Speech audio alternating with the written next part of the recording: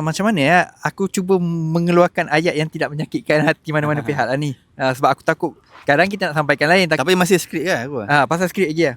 Okay, pada pandangan kau, perubahan pada skrip oleh director, adakah ia sebenarnya mengguris, orang cakap akan merosakkan reputasi penulis skrip? Betul.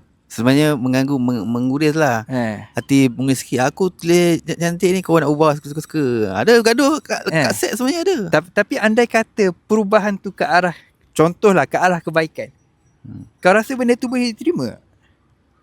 Boleh sebenarnya. Tapi dia sebenarnya kena ada perbincangan lah kan. Perbincangan lah. Sebaiknya sebab tu penulis skrip, kalau penulis skrip mesti kan ada kat alokasi. Faham. Dia panggil aku kalau alokasi ada set, aku pergi. Tapi kau buat apa-apa lepak-lepak kena-kena. Yelah. Faham. Okay, berapa banyak skrip yang kau dah buat?